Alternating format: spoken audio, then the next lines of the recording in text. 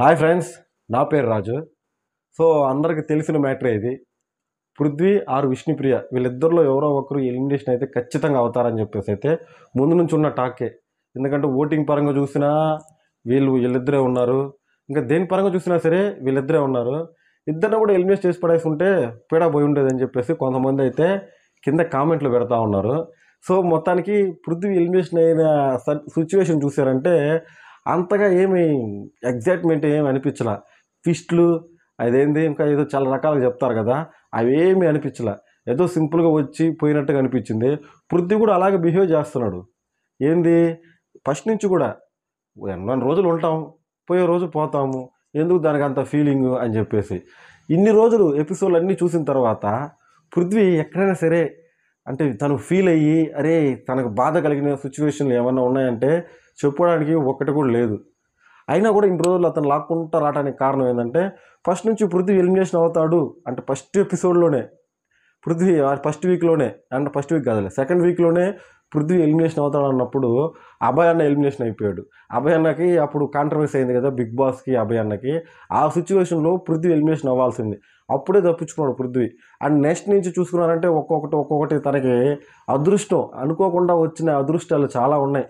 లోపల ఉన్న కంటెస్టెంట్లు ఒకరికొకరుగా అంటే అభయ్ అన్న తర్వాత సోనియా బాగా నెగిటివిటీ మొత్తం నెత్తిన పెట్టుకొని పృథ్వీ ఎలిమినేషన్ అవుతాడు అనుకున్న సిచ్యువేషన్లో సోనియా ఎలిమినేషన్ అయిపోయింది. ఎందుకంటే మీకు తెలుసు. అండ్ నెక్స్ట్ మణికంఠ ద్వారా పృథ్వీ సేవ్ అయ్యాడు. ఇలా 1 by 1 అంతా కూడా పృథ్వీని సేవ్ చేస్తూ వాళ్ళు ఎలిమినేషన్ అయిపోతూ హౌస్ నుంచి వెళ్ళిపోతూ వచ్చారు.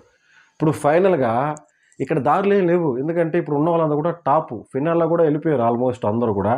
ఇంకొన్ని రోజుల్లో బిగ్ బాస్ టోపీ అయితే ఎవరో గెలుచుకుంటారని చెప్పేసి ఆల్రెడీ టాక్ కూడా వచ్చేసింది, నిఖిల్ గౌతమ్ అని చెప్పేసి. ఈ సిచ్యువేషన్లో కాన్సన్ట్రేషన్ మొత్తం కూడా పృథ్వీ అండ్ నిఖిల్ మీదే ఉంది. వీళ్ళిద్దరు ఏం చేయబోతారని చెప్పేసి. ఇంకా ఎగ్జాక్ట్ ఏంటంటే లోపల ఇంకా ముగ్గురు ఉన్నారు లేడీసు టైగర్లు.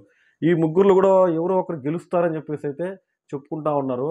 యాక్చువల్గా ఫినాలే వరకు కూడా లేడీస్ వచ్చినట్టుగా ఎక్కడ లేదు. బట్ ఈసారి ఏంటంటే ప్రేరణ చాలా అగ్రెసివ్గా ఉంది. తను చూస్తుంటే చాలామంది ఇట్లా అనుకుంటున్నారు, అరే ప్రేరణ ఏమన్నా గెలిచేస్తుందేమో బిగ్ బాస్ టోపీని అని చెప్పేసి. బట్ ఆ ఛాన్స్ అయితే ఉంది, ఆల్మోస్ట్ ఉంది, తనకు కూడా ఛాన్సెస్ ఉన్నాయి. ఓన్లీ నిఖిల్కే కాదు, నిఖిల్ ఎప్పుడు కూడా సేఫ్ గేమ్ ఆడుతూ వచ్చారు. ఆ విషయాన్ని నాగార్జున గారు కూడా ఎన్నోసార్లు చెప్పారు. మనకు కూడా అనిపిస్తూ ఉంది నిఖిల్ అనేవాడు సేఫ్ గేమ్ ఆడుతూ ఉన్నాడు అని చెప్పేసి. అంటే ఒకరిని అంటే గట్టిగా ఒకరిని బాధ పెట్టకుండా తనతో మంచిగా ఉండడానికైతే 100% ట్రై చేస్తున్నాడు నిఖిల్. అయినా కూడా జనాలు కూడా ఎగబడి ఓట్లు వేస్తున్నారు. మేబీ తనకున్న పిఆర్ ఎవరైతే టీం ఉందో ఆ టీం చాలా గట్టిగా ఉన్నట్టుంది. మరి ఎట్లా సెట్ చేసుకొని అయితే హౌస్లోకి వచ్చాడో అదైతే 100% అయితే తెలియదు. కానీ ఇంకో దానికి తగ్గట్టే టేస్టీ తేజ ఎలిమినేషన్ కూడా ఒక అంత ఇదిగా అనిపించరా. ఎందుకంటే ఆల్మోస్ట్ మనం ఫస్ట్ టైం చూసేసాం. ఒకసారి లాస్ట్ టైం ఉన్నాడు కదా సీజన్ 7లో, అప్పుడు కూడా ఎలిమినేషన్ అయ్యాడు. అప్పుడైతే చాలా ఫీల్ అయ్యాడు. ఈసారి ఏం పెద్దగా పట్టించుకోవాలి.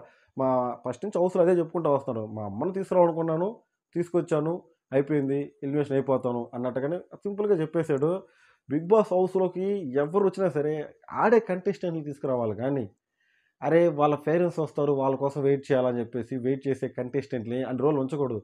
పట పట పట పట ఎలిమినేట్ చేసుకోండి ఒకలా. ఇదంతా వదిలేసి ఓటింగ్ అని చెప్పేసి ఒకటి పెడుతున్నారు.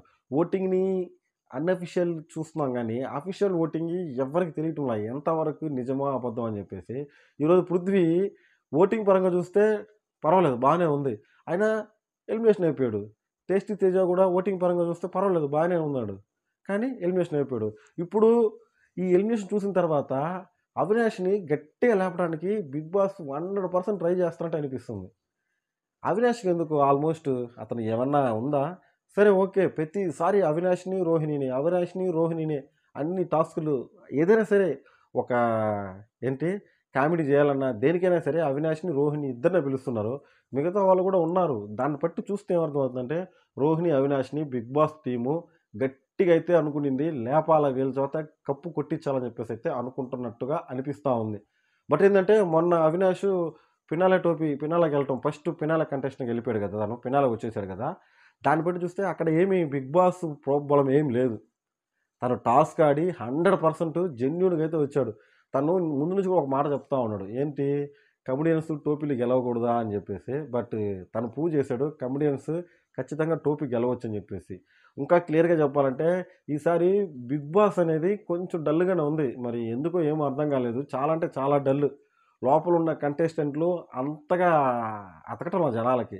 ఈ నిఖిల్ అయితే అసలు ఎందుకు ఓట్లు పడుతున్నాయో అర్థం కావట్లేదు. బట్ నిఖిల్‌నైతే అందరూ సేవ్ చేస్తా వస్తున్నారు. ఓట్లు అంటేసి. మీరు ప్రేరణకేయడానికి ట్రై చేయండి ఫ్రెండ్స్ 100%. ప్రేరణకేస్తే ఏమవుద్ది? ప్రేరణ కూడా ఒక టాప్‌లోకి వస్తుంది కదా! తను బాగా వాయిస్ రైజ్ చేసి చాలా గట్టిగా మాట్లాడుతుంది. మేబీ టెస్ట్ చేసి ఎలిమినేషన్ కారణం కూడా ప్రేరణనే. తను ఏదో దోసలేసుకుంటా ఉంటే తనతో పోయి గొడవ పెట్టుకున్నాడు. అది కావాలని పెట్టుకున్న గొడవే.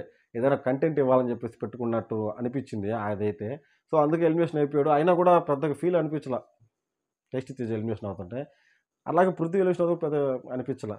మేబీ నెక్స్ట్ అయితే విష్ణుప్రియ రెడీగా ఉంది. ఇప్పుడు నామినేషన్స్ అయితే జరుగుతా ఉన్నాయి గదా! ఈ నామినేషన్ చూడాలా? ఈసారి టఫ్ ఫైట్ ఉంటది. ఎందుకంటే టాప్‌లో అందరూ ఉన్నారు. ఇప్పుడు ఆల్మోస్ట్ ఐదుగురే ఉన్నారు లోపల. ఈ ఐదుగురిలో విన్నర్ ఎవరని జెప్పేసి నేనైతే ఒక పోల్ పెడతాను. మీరు దాంట్లో పార్టిసిపేట్ అయ్యడానికి ట్రై చేయండి. అలాగే మనదేదో ఉంది గదా! ఏందిది ఇన్‌స్టాగ్రాము. ఇన్‌స్టాగ్రామ్ మనల్ని ఎవరు ఫాలో చేయటంలా. మనం ఎవరికీ తెలియనట్టుంది. సో, తెలుస్తది. త్వరలో తెలుస్తది నేను ఎవరని జెప్పేసి. ఈసారి కొంచెం చిన్నగా వచ్చానబ్బా! అందుకని చెప్పేసి ఆగున్నా.